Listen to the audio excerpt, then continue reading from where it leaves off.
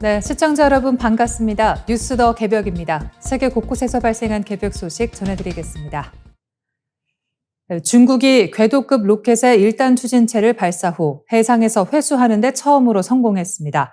미국 기업들이 주도해온 재사용 로켓 경쟁에 중국이 본격적으로 뛰어들면서 세계 상업 우주 시장의 경쟁 구도도 크게 달라질 전망입니다.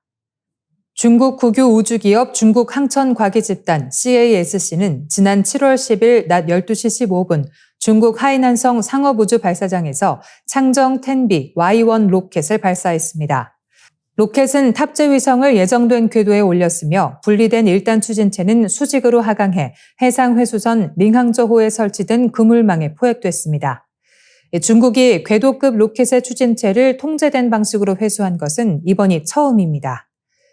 회수 방식은 스페이스X의 팰컨9과 차이가 있습니다. 팰컨9은 착륙용 다리를 펼쳐 해상 바지선에 내려앉지만 창정 10B는 추진체 외부에 설치된 금속 고리를 강철 케이블과 그물망에 걸어 공중에서 붙잡는 방식을 사용했습니다.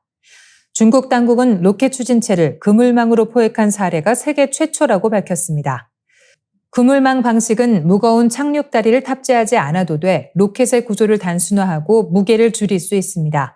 그만큼 위성이나 우주 화물을 더 많이 실을 수 있으며 회수선이 해상에서 위치를 조정할 수 있어 회수 가능 범위도 넓힐 수 있다는 설명입니다.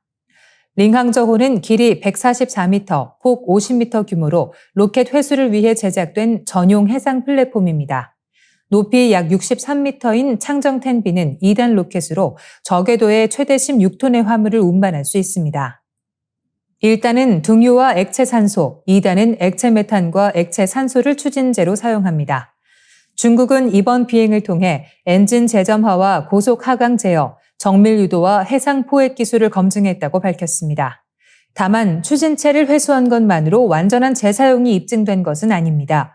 회수한 추진체를 정비한 뒤 실제 발사에 다시 투입해 성공해야 재사용 능력이 최종적으로 확인됩니다.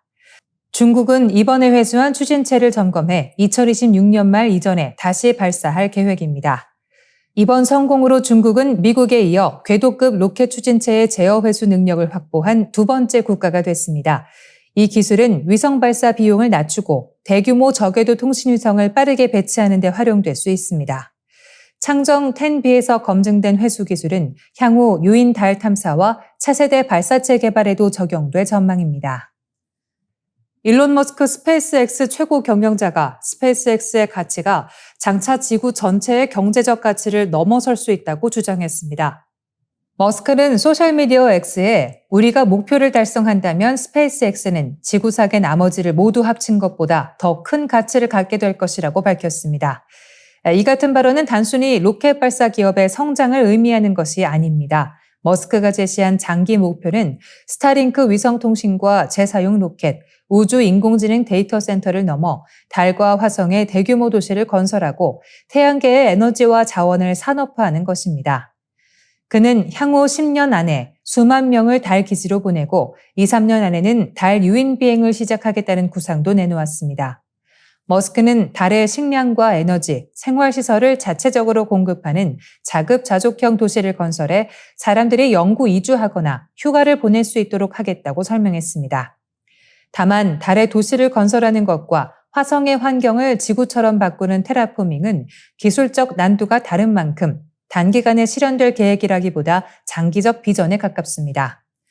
스페이스X는 지난 6월 12일 나스닥에 상장해 첫날 약 2조 1천억 달러의 기업 가치를 기록했으며 이후 주가는 한때 225달러까지 올랐다가 최근 145달러 안팎으로 하락했습니다.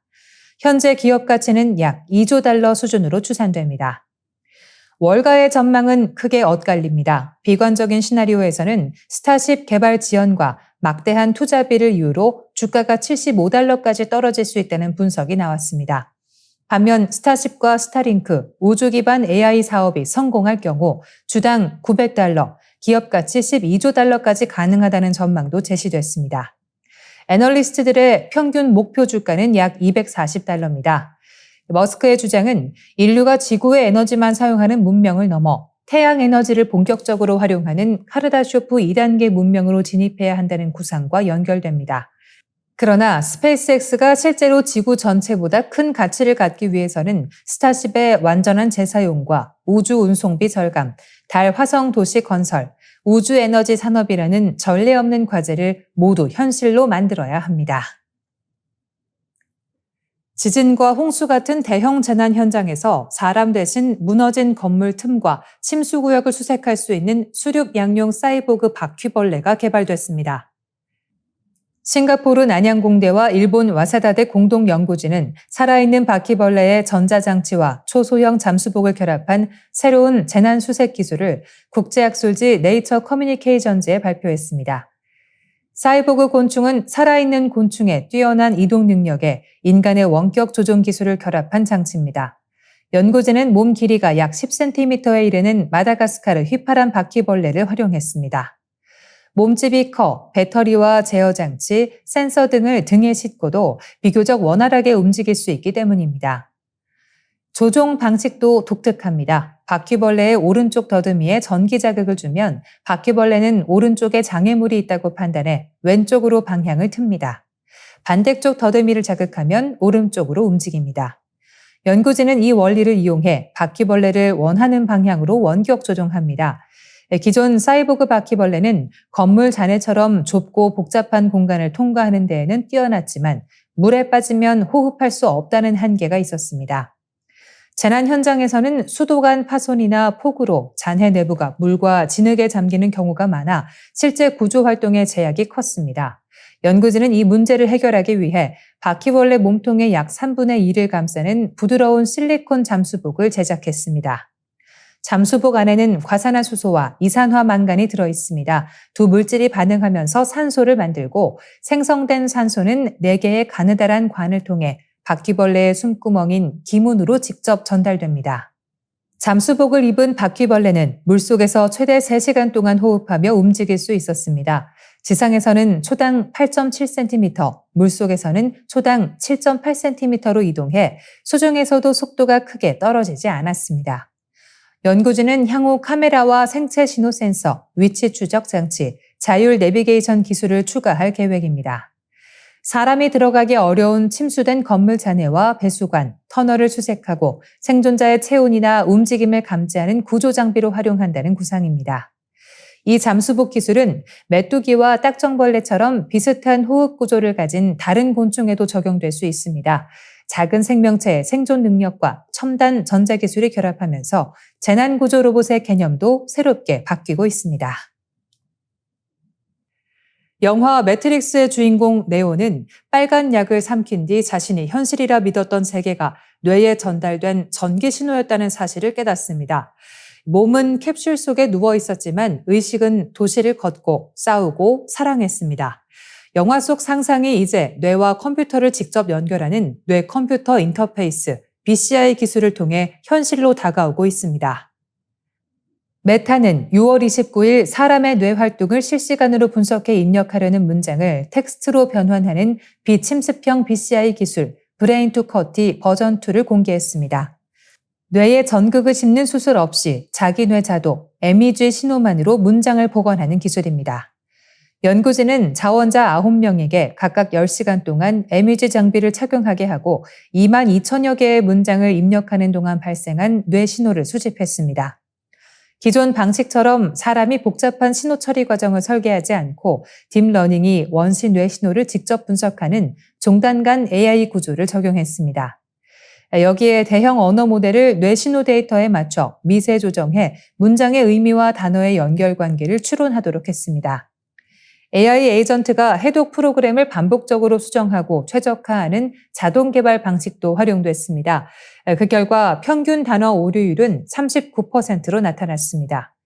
이는 평균 단어 정확도 61%에 해당하며 기존 비침습형 기술의 약 8%와 비교하면 큰 폭의 향상입니다.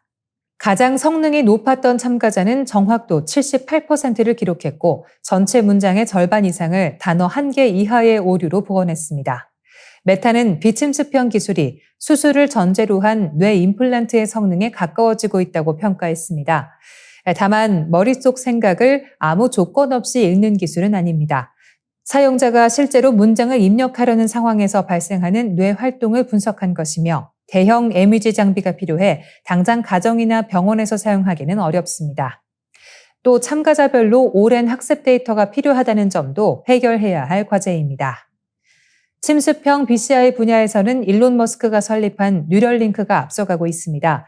뇌에 머리카락보다 가는 전극을 삽입해 사지마비 환자가 생각만으로 커서를 움직이고 인터넷을 이용하며 게임을 할 수 있도록 하는 임상을 진행하고 있습니다.